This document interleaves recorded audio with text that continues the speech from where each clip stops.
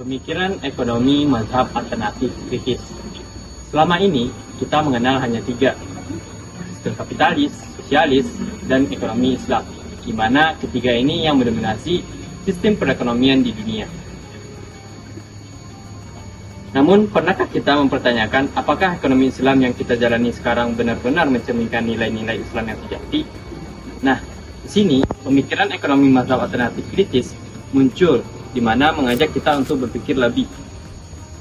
Pemikiran alternatif kritis tidak hanya mengkritisi kapitalisme atau sosialisme, tapi juga berani mengkritisi ekonomi Islam itu sendiri, karena terkadang kita terlalu fokus mengganti teori lama dengan teori baru, tanpa benar-benar menyelami nilai keadilan dan keseimbangan yang diajarkan dalam Islam. Pada kesempatan kali ini, kami dari kelompok 9 Sejarah Pemikiran Ekonomi Islam 3A Ekonomi Syariah akan menjelaskan lebih lanjut tentang pemikiran ekonomi mazhab alternatif kritis, di mana saya sendiri, Aldo Salim Afif, dan rekan-rekan saya, yaitu Siti Nurhalizah dan Novandra Dwi Kurniawan. Nah, selanjutnya akan dibahas oleh saudari Siti Nurhalizah. Selanjutnya, saya akan membahas tentang sejarah munculnya mazhab alternatif kritis ini. Jadi, mazhab alternatif kritis ini muncul dalam beberapa tahun terakhir, yaitu abad ke-20. Mazhab ini muncul sebagai reaksi terhadap dua mazhab sebelumnya, yaitu mazhab Iqtisoduna dan mazhab mainstream. Mazhab ini dipelopori oleh beberapa tokoh ekonomi, seperti Prof. Timur Quran, Prof. Muhammad Arif, Prof. Jomo, dan banyak tokoh lainnya. Kemudian, mazhab ini memiliki beberapa karakteristik, di antaranya kritis.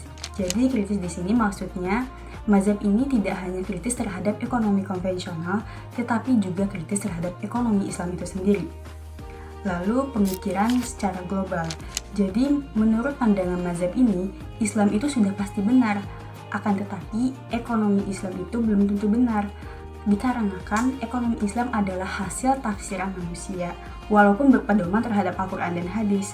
Jadi, menurut mazhab ini, ekonomi Islam itu harus digali lebih lanjut agar dapat dibuktikan secara ilmiah. Yang ketiga di sini ada biografi Timur Quran. Timur Quran adalah seorang guru besar ekonomi dan ilmu politik di Duke University di North Carolina. Dia lahir di New York pada tahun 1954. Ayahnya yaitu Abdullah Quran, seorang dosen Universitas Teknik Timur Tengah.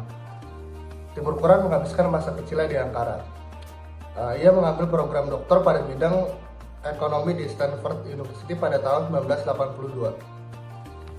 Selanjutnya di sini ada pemikiran ekonomi menurut Timur Quran. Yang pertama di sini ada konsep ekonomi Islam. Ekonomi adalah ilmu sosial. Pada sistem ekonomi kapitalis, setiap individunya itu berhak memiliki harta secara perorangan, membeli dan menjual hartanya menurut yang dikehendakinya tanpa batas. Setiap individu itu berhak mendirikan, mengorganisir, dan mengelola perusahaan yang diinginkan.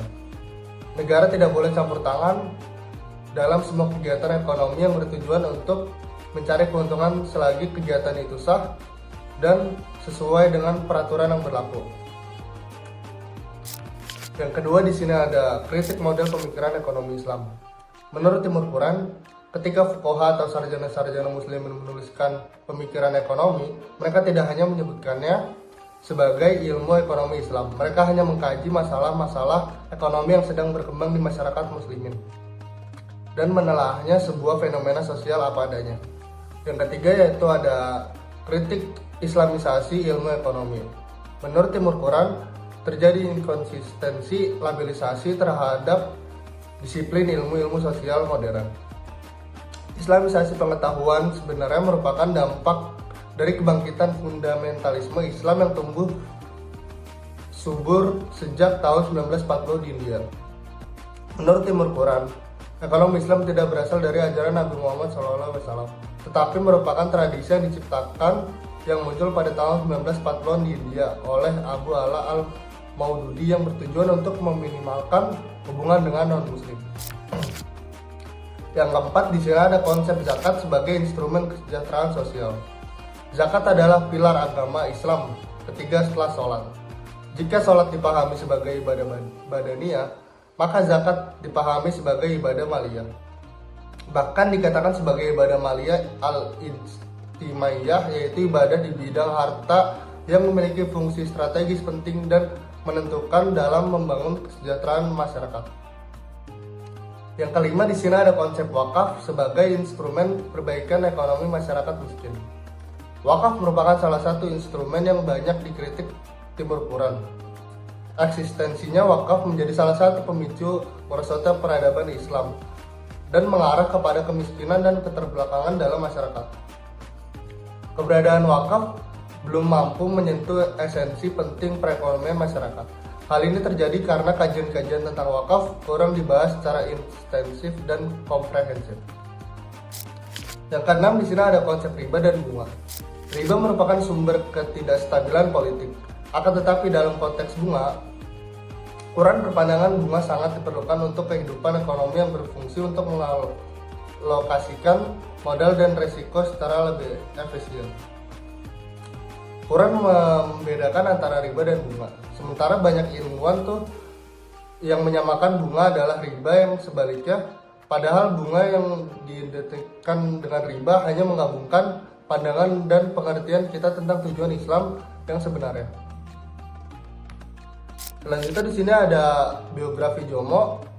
Jomo adalah profesor di Departemen Ekonomi Terapan, Fakultas Ekonomi dan Administrasi Universitas Malaya. Ia menjadi direktur pendiri Institut Analisis pada tahun 1978 sampai 2004 dan ketua pendiri IDEA pada tahun 2001 sampai 2004. Jomo menuliskan lebih dari 30 monografi, mengedit lebih dari 50 buku dan menerjemahkannya 12 volume. Selain menulis, ia banyak makalah akademis dan artikel untuk media. Selanjutnya di sini ada pemikiran ekonomi menurut Jomo.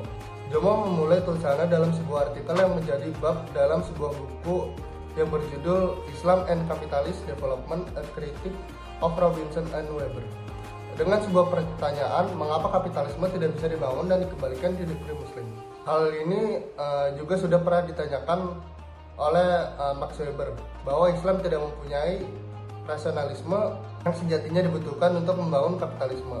Terhadap pertanyaannya sendiri dan tesis Weber tersebut, Jomo mendasarkan pada Al-Quran dan Sunnah, terutama ayat atau riwayat yang berkaitan dengan kepemilikan private atau riwayat yang berkaitan dengan private ownership, yang dimana secara substansif terjadi kontradiksi antara nilai yang diatur dan diajarkan Al-Quran dan Sunnah dengan nilai-nilai yang dianut oleh kapitalisme. Kemudian saya akan menjelaskan bagaimana pemikiran ekonomi menurut Masadul Alam Chowdhury, yang merupakan akademisi yang berasal dari India, yang berkecimpung dalam aspek ekonomi ataupun finansial Islam, yang dimana karya-karyanya itu sudah diakui oleh dunia barat.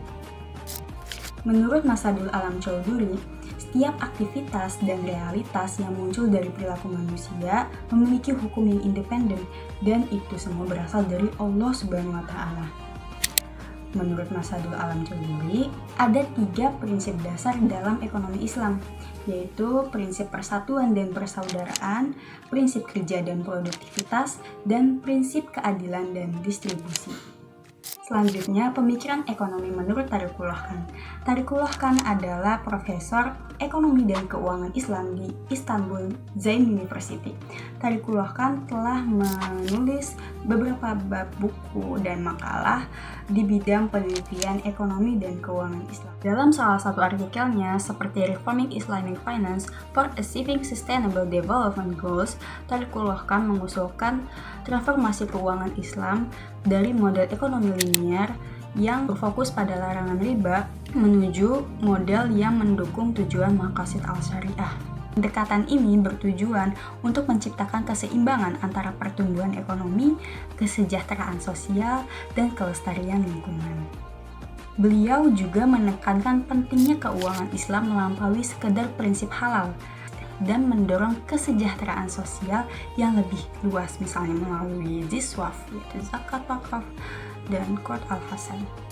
Nah, itulah pemikiran ekonomi mazhab alternatif kritis, di mana tokoh-tokohnya itu diantaranya ada Timur Quran, Jomo, Tariqullah Khan, dan Choduri, di mana mereka mengkritisi tidak hanya berfungsi sebagai kritik terhadap mazhab-mazhab sebelumnya, tetapi juga sebagai upaya memperkaya khazanah pemikiran ekonomi Islam dengan menekankan pentingnya analisis kritis dan inovasi dalam pemikiran ekonomi.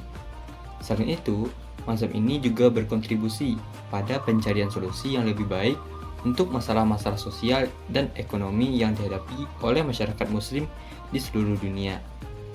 Melalui pendekatan ini, diharapkan bahwa pemikiran ekonomi Islam dapat terus berkembang dan memberikan kontribusinya nyata terhadap kesejahteraan umat Indonesia secara keseluruhan.